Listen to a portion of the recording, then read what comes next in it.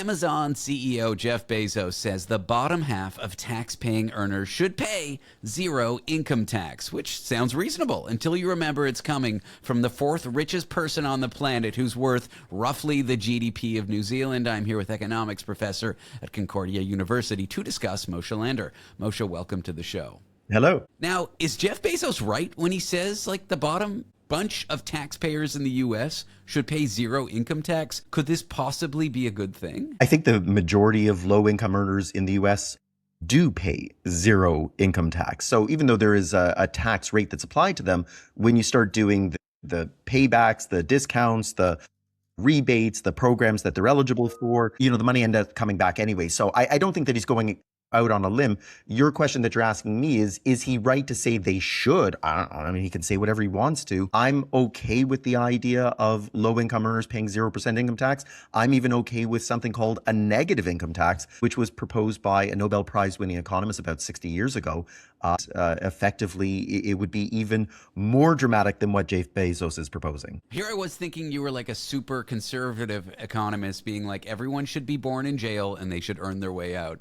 But I don't know, like, income tax in the U.S. is split from capital gains tax pretty heavily. I know you live in Canada and that's not quite the case, but like, money that you earn through working gets taxed higher than money that you hold for a year or longer through stocks, whatever. Does this seem fair? Because most of the people who have the least, all their money is coming from what they do for a job, not through their investments. And yet that gets taxed higher. Yeah, it's one of those things that once you create a tax system, then everybody starts lobbying for their own exemptions, exceptions, and alterations, right? So that's how you end up with a tax code in the US that runs to thousands of pages. And don't think for a second that Canada's is that much thinner. So, of course, the high wealth individuals that have money to invest are going to petition the government and say, why are we treating this the same as labor income? We should be treated differently. And of course, in a lot of cases, politicians have a huge amount of wealth themselves, and increasingly more so. And so, of course, they're going to advocate for that sort of thing. The thing with labor income is, in economic terms, we would call it highly inelastic. That means that you can almost do anything that you want to workers. They're not going to change the number of hours that they work that substantially, whether it's because they're contracted to work 40 hours a week or because they understand that they need to work 40 hours a week to be able to pay the bills. So the more you abuse them, you would think that it would lead to some sort of change. In fact, it doesn't. And so that's why you can tax that more aggressively than investment income. If you try and tax that too aggressively, guess what? You take your money and you pull it out and go to some other country that's going to treat it nicer. So based on this article I'm reading, the average income for the bottom half of earners in the U.S. is $54,000. I think the bracket of 22% starts at around 40,000 something. It would put like several $1,000s in the average worker's pocket, which they could then spend, which would, I guess, be a good thing.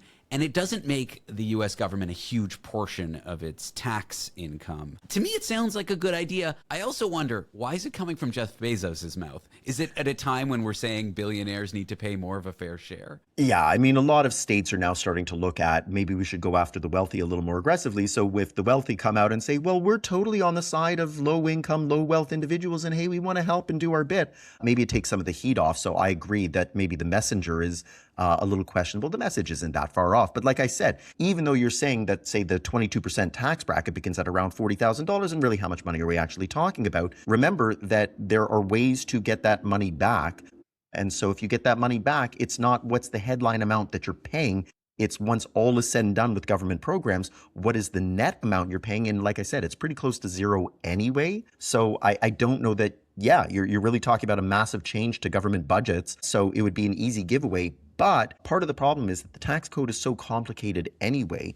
I'm all in favor of slimming that thing down and making it much more transparent, much less riddled with holes and loopholes, because at the end of the day, it's the higher income, higher wealth individuals that can afford to pay for the high charging tax accountants, tax lawyers that figure out the way through that. You make the tax code simpler, you can make it do whatever you want. And if you want it to be zero for low income earners, cool. I'm surprised we're kind of agreeing here. You're saying people like Jeff Bezos should perhaps pay a little bit more. So he has what, 10 private jets instead of 11? Like, is that really such a big deal for someone like him? No, and The issue with high wealth individuals, right, is that they are the most mobile within society. So low income earners tend to be low income because they have the least skills or the least education. And so that tends to make them less mobile. So if you start to kind of treat them badly, they don't have a lot of options, whether that's jobs or the ability to move, or especially whether we're talking Canada or the US, they're two very large countries. And so getting from one end to the other would be extremely costly. So they end up trapped. So I'm okay with the idea of maybe easing up on them a little bit. But the problem is that when we see politicians or Jeff Bezos of the world say, well, let's treat the lower income a little nicer and let's go after the high income, you forget that the high income can take any one of those 10 or 11 private jets and be in the Turks and Caicos Islands within minutes, and they'll never come back again. And so you'll never get any taxes out of them again. So you want to be careful that you don't try and squeeze them too hard and at the same time show compassion on low income people. The government has a very difficult line to walk then to try and generate the revenue it needs to pay for its massive spending programs. We saw this here in New York, where I live with the new mayor, Mamdani. I guess he's not that new. He's been around for a few months now. He announced a pied-à-terre tax, which is a tax on homes that isn't your primary home. It's like a vacation home, secondary home, and it's then only on homes worth over $5 million. It seems like really obvious. You don't live here. You're keeping up housing units. Also, you're really rich. It's not really going to affect the average person, but rich people were so upset. They're saying they're going to leave New York over it. The rich get very upset when you even threaten to tax them a little bit on, in my opinion, like pretty reasonable stuff. You could even own a $5 million home in New York and not get taxed as long as you live there. Yeah, and you know what? A land tax is a very famous economic idea that goes back a couple of centuries. And so land is completely immobile, right? Like you cannot move New York to California. So at the end of the day, somebody owns that land. So whether they have a gigantic McDonald's on it, or whether they just have a small modest house on it, or whether it's just sitting as empty land, somebody owns it. So you can tax them extremely aggressively. And it actually might encourage development then. So for everybody who's worried about like skyrocketing housing prices and unaffordability and the number of unhoused and homeless people, there's an easy solution. If you tax land aggressively, even if I say, you know what, I'm going to sell that land and I'm going to go live somewhere else, great. Somebody's going to have to buy that land from you and they're going to have to use it. And so it could actually encourage a huge amount of development, because in order to pay the land tax, I need to build much more units on that land to be able to generate revenue to pay for the tax. So it's not a crazy idea. And for every high wealth, high income individual who says, wait, that's my home in the Hamptons and what are you doing? Yeah, fine. The Silicon Valley has some beautiful property up north of San Francisco as well. If you like it, go there. But if governments realize that, hey, you need a vacation place, it's got to be somewhere, it is a way that you could generate a lot of revenue if you wanted to go that path. So bottom line, Jeff Bezos saying the bottom half of earners should pay zero income tax. It seems like it could be a good idea. It seems like it won't. The U.S. tax authorities won't lose that much revenue, but also he's probably just distracting from the conversation and the finger pointing at him that he needs to pay more.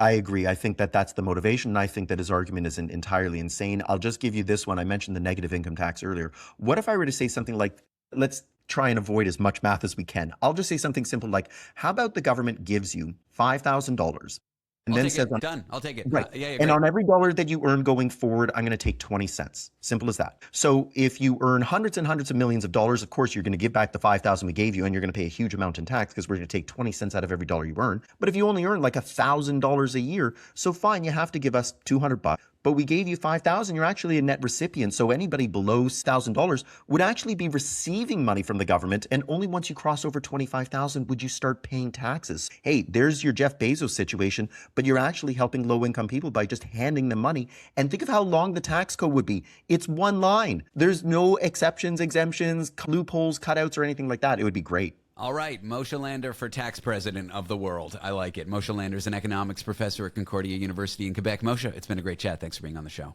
Anytime.